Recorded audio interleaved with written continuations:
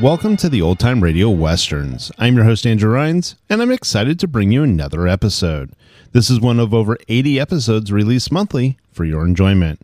You can find more Western shows at our website by going to OTRwesterns.com. Now, let's get into this episode. Now, as gunshots echo across the wind-swept, snow-covered reaches of the wild Northwest, Quaker Puffed Wheat and Quaker Puffed Rice, the breakfast cereal shot from guns, present Sergeant Preston of the Yukon. It's Yukon King, swiftest and strongest lead dog of the Northwest, blazing the trail for Sergeant Preston of the Northwest Mounted Police in his relentless pursuit of lawbreakers. On King! On, you husky! Gold discovered in the Yukon. A stampede to the Klondike in the wild race for riches. Back to the days of the gold rush.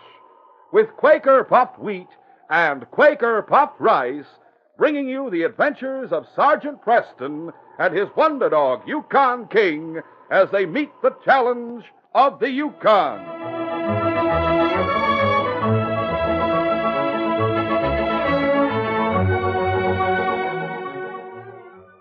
Say, fellas and girls, for a delicious breakfast treat tomorrow morning, pour yourselves a heaping bowlful of taste-tempting Quaker Puffed Wheat or Quaker Puffed Rice, the ones shot from guns. And listen, big news is coming on this program in just a little while. Get paper and pencil ready. Keep listening.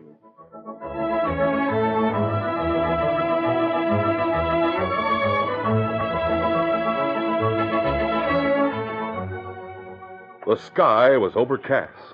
The night was dark and gloomy when an old prospector entered the trading post in Whitehorse in the Yukon Territory. Well, hi, Hank. Just get into town? Yep. Got a late start, Pat, but I'm running out of supplies, so I had to ride in to get some more. Here's the list. Right. You have a dark ride ahead of you if you're going back tonight. Oh, not me. I'm staying in town till morning. What's the matter? You scared of the dark? Yeah, you've gone home at night before. Well, maybe so. But I'm not going along that cliff trail this night. What's the matter, Hank? Something scare you on the way to town? Well, as a matter of fact, Pat, something did make me sort of nervous. Well, tell us about it. Well, you all know about that deserted cabin that sits against the cliff about 2 miles out. Say, that's the place folks call the ghost cabin, isn't it? Yep. I never put much stock in the stories I've heard, but on the way here, when I was passing that cabin a while ago, I saw a flickering light, and a face appeared at one of the windows, and then the light went out. Oh, I'm telling you, it gave me such a start, I galloped all the way to town.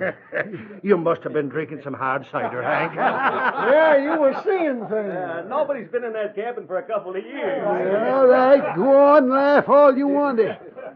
But I know what I saw, and I'm not going to ride back past that ghost cabin tonight. I'll pick up those supplies in the morning, Pat. And now I'm going to get room for the night. So long. The cliff trail ran south from town along the base of a ridge, which was spotted at intervals with low cliffs. About a mile from town, near a pine grove, Jack Saybrook, a young prospector, lived with his wife Betsy and his 10-year-old son Johnny. It was the following day when Jack came to the cabin for noonday dinner. Hi, Betsy. Dinner ready? Be ready in a minute, dear. I see you're setting only 2 places. Where's Johnny? He's out in the pine grove playing camper. Oh. He has an old blanket set up as a tent. What about his dinner? Well, he wanted to roast potatoes in a campfire, but I decided that would be dangerous, so he took his dinner out there to eat it. What'll the youngster think of next? Poor Johnny. He's rather lonesome without playmates, Jack. Oh. As long as he finds something to occupy his time, I'm satisfied. Hello, Dad. Mom, I want some more food. All right, son. Now, look, Johnny, I think you'd better sit down here with us and eat the rest of your dinner. Aw, gee, Dad. I want to play camper. I'd rather go out to my tent and eat. Well, have it your own way. Gosh, I wish I had a real tent and some kind of a camp stove. Things like that cost plenty of money, son. Anyhow, the only tents I've seen around town for sale have been large ones. And the camp stoves they sell are too complicated for a boy to handle. You sit down, Johnny. There's more dinner for you. I suppose I might as well. Early that afternoon, Sergeant Preston arrived in Whitehorse with his great dog, Yukon King. The sergeant was talking to the constable at Mounted Police Headquarters. I'm here, Constable, because of the report you sent headquarters. You found any clue to the crooks who've been operating around here since you sent that report? No, I haven't, Sergeant. There seems to be a small gang at work. Several robberies have taken place, but the crooks managed to get away and stay under cover. I see. None of the victims have recognized any of the crooks. No. And each of them gives a different description of the men in the gang. It seems they're always well masked when they operate. That's usually the case. I mean in reference to the descriptions. The victims are nervous and upset when a holdup takes place. And consequently, they don't seem to be very observant. The only people who seem to agree are the few who've reported seeing the ghost of old Stebbins out at Ghost Cabin on the Cliff Trail. I've heard some of those stories. Someone else come in with such a report? Yes, old Hank, the prospector. He said last night he came by there and saw a face at the window. Oh, what do you think about it? Well, his story tallies with all the others. First he saw a flickering light, then a face at the window for a moment. You think he imagined that? I don't know, Sergeant. I went out there this morning to investigate. I've been out there before, too. But the place is just like old Stebbins left it. Run down, dust all over everything, old worn carpet on the floor. I found nothing to show anyone has used it since Stebbins died. I suppose old Hank did imagine it after all. But it's strange that everyone's story is the same. Well, it may be that having heard the first story about the ghost cabin, the others expected to see the same thing, if they saw anything at all. That's possible. Now, believe me, Sergeant, I investigated thoroughly. I feel certain no one is using that cabin. Well, in that case, we'll forget about it. Now, give me the details of the robberies that have taken place recently, Constable. That evening, at the cafe in town, two men sat at a table talking in low voices. Well, we really ought to get our biggest haul tonight, Cal, when we bust into the mining office and grab that payroll. Yeah, and luck is with us, too, Sid. Looks like it's going to rain before the night's over. I count on that, so's our tracks will be washed out. Jake and Frank are sitting back there waiting till we go out. Then they'll follow. The horses are already hitched behind the mining office. We sure have the law worried, Sid. You plan things well. Thanks. With the hideout we have, we're plenty safe. Oh, when you get a chance, just amble back and get word to the others that we'll be moving about midnight, All right. I'll go tell them now. At midnight, four figures met behind the mining office. A few drops of rain fell as they stood waiting for orders. Now, this'll be easy. We'll force the back window. Jake will stay out here as lookout. Kel, you're the smallest. So we boost you through the window, you unbolt the back door. Frank and I'll come in. Now, do you get it? Yeah, we get it. I've been inside enough to look over the safe. I got what we need to blow it with. Now, we'll clean it out, get to the horses, and separate just in case. We'll meet in the pine grove about a mile down the trail. Then we'll head for the hideout together. It's already starting to rain, so our tracks will be washed out quick. Sure. All right.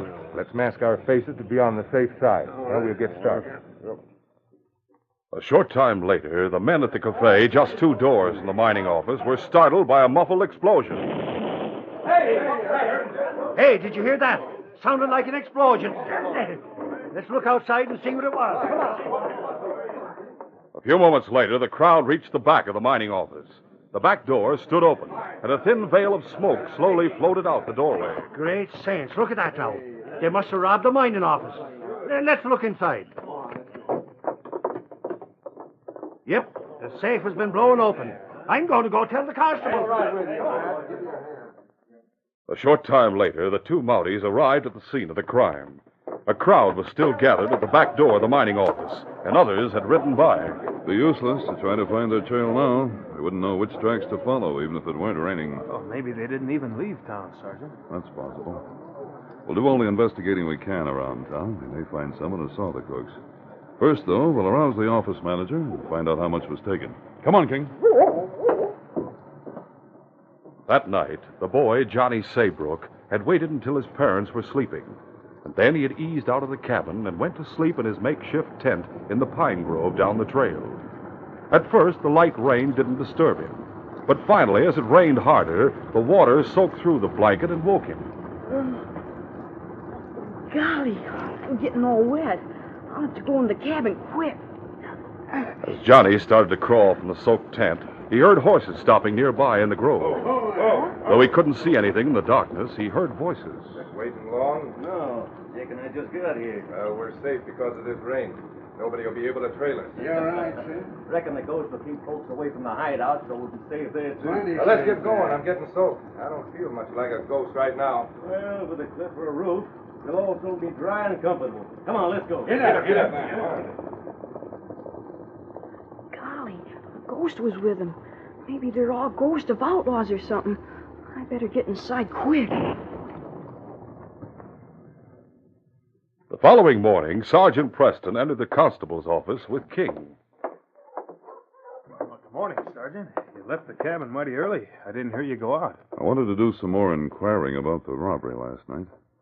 Hate to think of those crooks getting away with $5,000. You find out any more? Well, I did find a man at the hotel who looked out the window when he heard the explosion. He claims he saw two masked riders come from between the buildings and head out the cliff trail. Well, that's something. Yes. Of course, we got our horses and ride out that way, but frankly, Constable, I'm stumped. The sun's out, but the rain last night was certainly in their favor. Yes, it sure was. There's nothing for King to go on. The tracks are washed out.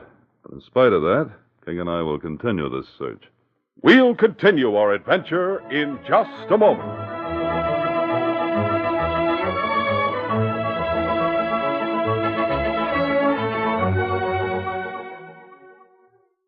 Say, Sergeant Preston, isn't outdoor life one of the greatest things about being a Mountie? Why, yes, Jay. There's nothing like the thrill of pitching a tent under the open sky. And nothing tastes as good as food that's been cooked out in the open air. That's an experience every boy and girl should have. Yes, fellas and girls. And here's the most exciting news of the year. Right now, Quaker Puffed Wheat and Quaker Puffed Rice are offering friends of Sergeant Preston a marvelous new waterproof prospector's tent and a genuine all-metal camp stove. The prospector's tent is made of sturdy, bright green plastic. It stands 4.5 feet high, is 3 feet square at the base, and has a flap to close it up snug and tight. It comes complete with tent poles, stakes, everything you need to set it up easily in just a few minutes, outdoors or in the house. And listen, this keen waterproof prospector's tent is yours for only $1 and a box top from Quaker Puffed Wheat or Quaker Puffed Rice. Now, in addition, you can also get a genuine all-metal camp stove that works. It's not a toy. You can really cook with it. On the top section, you can fry hamburgers, hot dogs, bacon, and eggs. In the Dutch oven, you can bake potatoes, biscuits. Over the broiler, you can cook cocoa, soup, beans. There's a firebox to fill with twigs, charcoal, or canned heat for fuel. And you can get this complete 4-piece camp stove, including handy combination stove tongs and cooking fork, for only 50 cents and a box top from Quaker Puffed Wheat or Rice. Now, to get both tent and stove, the whole Sergeant Preston camping outfit, send 2 box tops from Quaker Puffed Wheat or Rice and $1.50. Send to Camping Outfit, Box L, Chicago 77, Illinois. With your order, you'll get a little booklet that tells you how to get the most fun out of your camping outfit with tips for safe camping and cooking. What's more, if you aren't completely satisfied with your prospector's tent and camp stove, you get your money back. Remember, grocers now have special new packages of swell-tasting Quaker Puffed Wheat or Quaker Puffed Rice with full offer details, plus order blank right on the package. For the prospector's tent, send 1 box top and $1. For the camp stove, send 1 box top and 50 cents. For both tent and stove, send 2 box tops and $1.50. But hurry, there's no time to lose. The supply of these Sergeant Preston camping outfits is limited. Send right away, tonight, to Camping Outfit, Box L, Chicago 77, Illinois.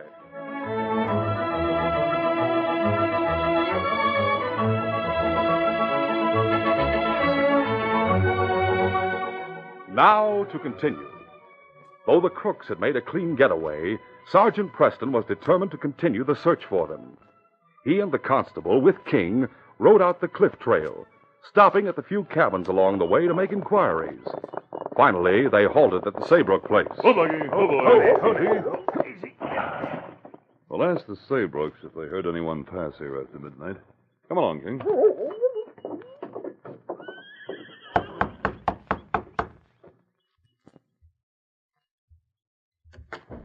Hello, Sergeant. Hi, Constable. How are you, Jack? Come on in. We've just finished breakfast, but you're in time for some coffee. Well, thanks, Jack.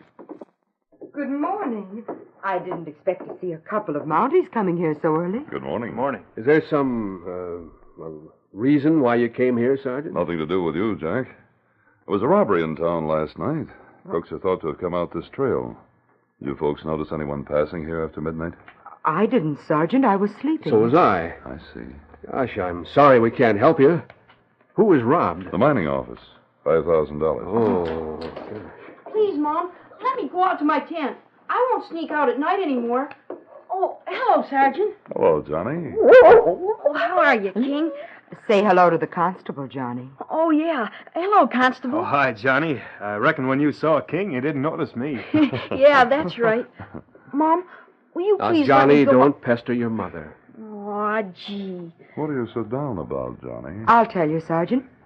Johnny is being punished for sneaking out during the night to sleep in a tent he made from an old blanket. Oh? I found his clothes just soaked this morning. But I didn't know it was going to rain, Mom. That isn't the point, young man.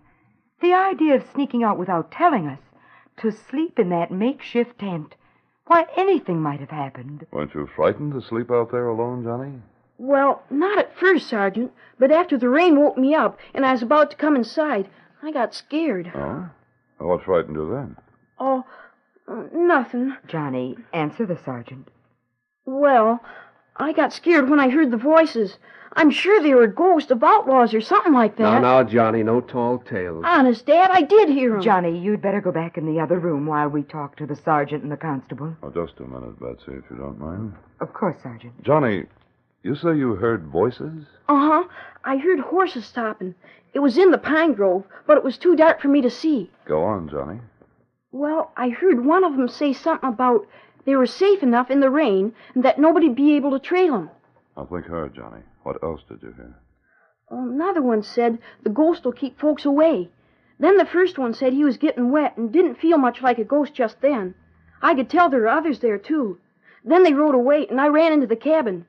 If they were outlaw ghosts, I didn't want them to come back and see me. Johnny, I've heard you tell many things you've imagined, but that story really takes the cake. You'd better Wait a minute, Jack. I don't think the boy did imagine it. Oh, I'm sure I didn't, Sergeant. I heard him as plain as anything. Constable, I think we've got something. You think Johnny heard the crooks were hunting? Yes, I do. But all that ghost talk... I have an idea about that. Johnny, I think you've put us on the right track. If it proves out that you have, I'll bring you a present. Whatever you want most. Oh, golly. I want a real tent, a small one, and a camp stove. That's what. If we catch these crooks, I'll see that you get them. Come on, Constable. We have a job ahead of us. Let's go, King. Goodbye, Sergeant. Goodbye, Sergeant. Goodbye, Constable. Hastily leaving the Saybrook cabin, the sergeant and the constable mounted and headed along the cliff trail away from town. You seem to have a definite place in mind, Sergeant. Where are we going? To investigate the ghost cabin. But I already investigated that. I'm sure Johnny heard the crooks talking last night. And what he heard them say about the ghost gave me the idea that in some way this ghost people have seen at the cabin window was for the purpose of keeping folks away from there. Yes, that's possible. Evidently, that cabin covers a hideout. Perhaps there's a trap door in the floor. I didn't think of anything like that. It is possible. We'll see. Anyway, I'm convinced we're on the right track. Now, all we have to do is discover the secret of their hiding place. Come on, Blackie. Get it. The two Mounties rode the distance to the ghost cabin in record time. They stopped just around a bend and approached the place on foot. Quiet, King. Look, Constable. Faint outlines of hoof prints going to the cabin. Rain must have stopped before they were entirely washed out. That doesn't make sense. None of the marks go away from here. I know. I see the door is hanging on one hinge. It's evident nobody's hiding in there. Yeah, we'll soon find out. Let's go inside.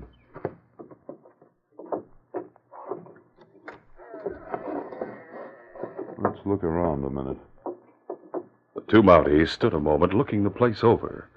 A soiled Navajo Indian rug hung from ceiling to floor on the back wall, which was against the low cliff.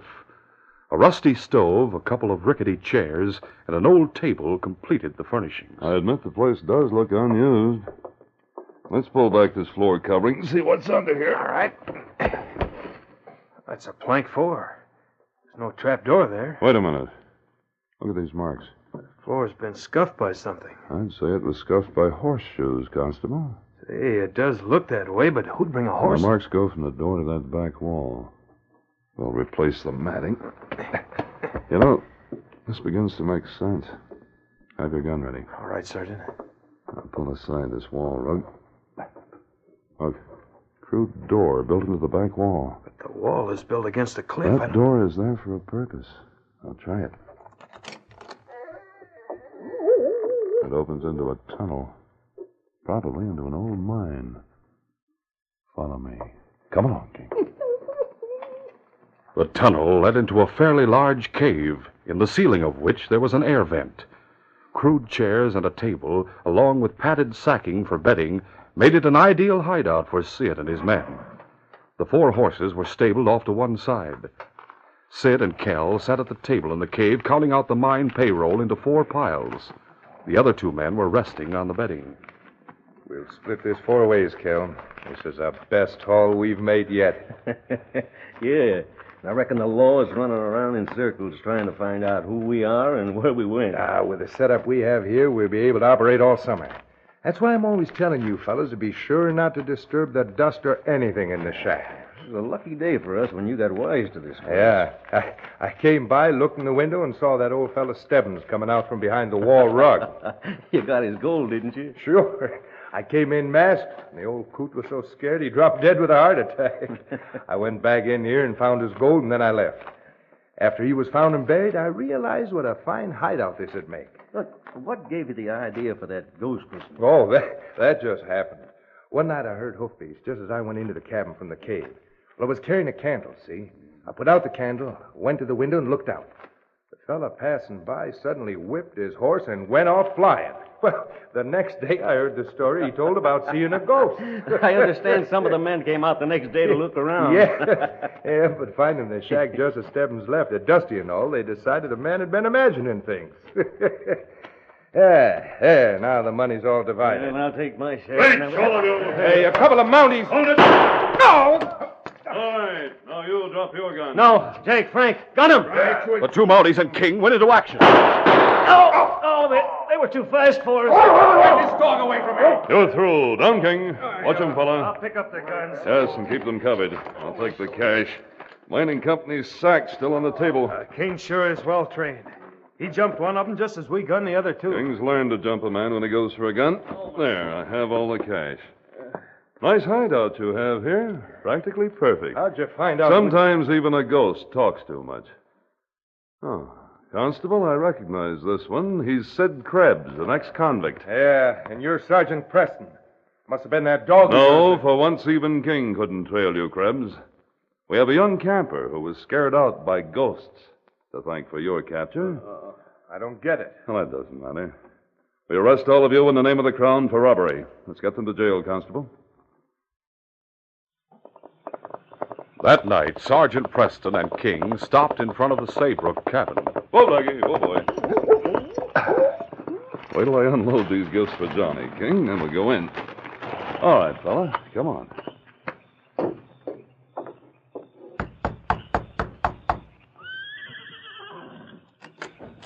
Well, Sergeant Preston and King, come in. Thanks, Jack. Is Johnny going to bed, Jack? Well, he's getting ready for bed right now. Johnny, Betsy, we have company. Sergeant, did you catch the crooks? Yes, Betsy, we did. Oh, golly, Sergeant. Were they real crooks, like you said? Very real, Johnny. There aren't such things as ghosts. But they said I know, son. They pretended there was a ghost at old Stebbins' cabin to keep folks from going there. They had a very clever hideout in the cave, which was entered through the cabin. Well, I'll be doggone. What's wrapped in those packages, Sergeant? Well, why don't you open them and see, Johnny? Oh, gosh. Oh, Dad, look. A real tent. Just big enough for a boy like me. Oh, golly. Open the other package. All right, Sergeant. A camp stove. Yes, and that's yours, too. It's a small, compact stove on which you can cook lots of things, Johnny. And what's more, it's safe for a youngster to use. You know, I could use that myself in the kitchen. Oh, no, Mom. This is my camping stove. That's right, Johnny. Now you have a camp stove and a real tent all your own.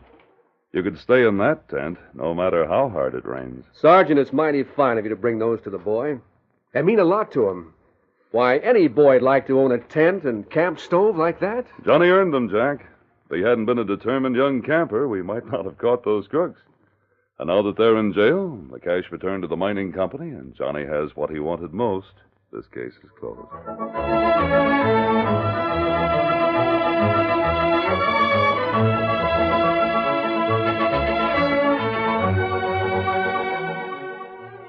Sergeant Preston will return in just a moment with a word about our next exciting adventure. Remember, fellas and girls, Quaker puffed wheat and Quaker puffed rice are the ones shot from guns. Yes, they're exploded up to 8 times normal size to make 'em extra crisp and tender. What a luscious, refreshing breakfast treat these spring mornings with cool milk or cream and fresh strawberries or sliced bananas. Enjoy a bowl of crisp, fresh Quaker puffed wheat or rice tomorrow. And listen, special new packages are at grocers now, offering the Sergeant Preston camping outfit. Be sure to send right away for your prospector's tent, camp stove, or both. You can get the wonderful new waterproof prospector's tent of sturdy plastic and ready to set up outdoors or indoors for only $1 and a box top from Quaker puffed wheat or Quaker puffed rice. You can get the complete 4-piece all-metal camp stove to cook hot dogs, bake potatoes, fry eggs, a genuine camp stove for only 50 cents and a box top from Quaker puffed wheat or rice. Or you can get both tent and stove for 2 box tops and only $1.50. Send to Camping Outfit, Box L, Chicago 77, Illinois. Don't wait and miss out. Send now, tonight, to Camping Outfit, Box L, Chicago 77, Illinois.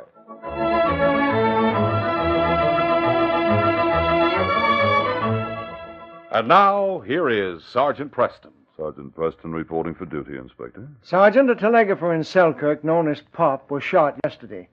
The telegraph office and the express office are combined. The motive was robbery. A payroll of $20,000. Do you suspect anyone, sir? Yes, the young express agent is missing. I want you to find him and bring him in for questioning. His name is Ned Deming. I know Ned Deming. I'll do my best, sir.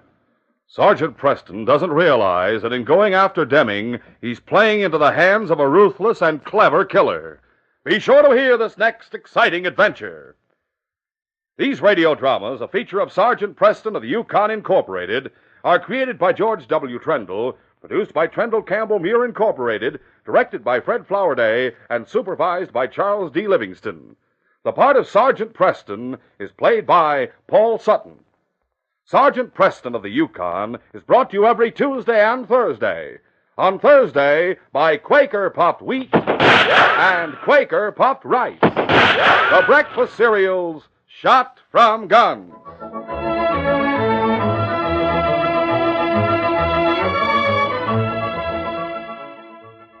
Only Quaker Pack-O-10 has all your family's cereal favorites. A regular cereal pantry. That's Quaker Pack-O-10. 6 different delicious, ready-to-serve cereals. 10 crisp, fresh individual servings. Pack-O-10, and only Pack-O-10, has wheat and rice shot from guns. And Pack-O-10 alone has the individual packages with the cellophane windows. There's both an inner and outer cellophane wrap to doubly protect that day it's made Christmas. Pick up a pack of Pack-O-10 at your grocer's tomorrow.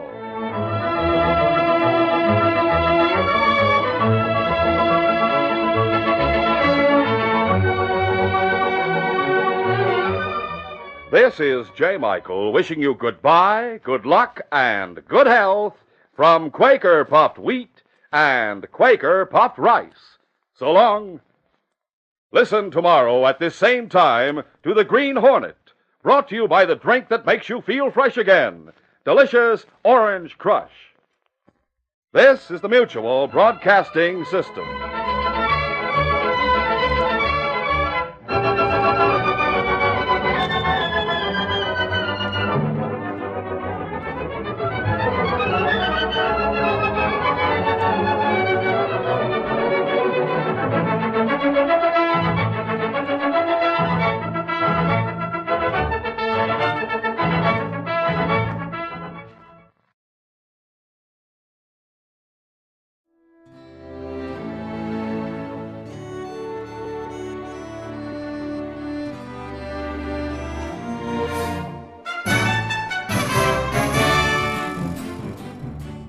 This has been a presentation of OTRWesterns.com, and we hope you enjoyed. Please take some time to like and rate this episode within your favorite podcast application. Follow us on Facebook by going to OTRWesterns.com/Facebook, and subscribe to our YouTube channel by going to OTRWesterns.com/YouTube. Become one of our ranch hands and unlock some exclusive content. We want to thank our most recent ranch hands, Steve, who joined us recently. You too can join by going to OTRWesterns.com/donate. Send us an email, podcast@OTRWesterns.com, and you can call and leave us a voicemail, 707-986-8739. This episode is copyrighted under the attribution, non-commercial, share-alike copyright. For more information, go to OTRWesterns.com/copyright. Have a great day, and thanks for listening.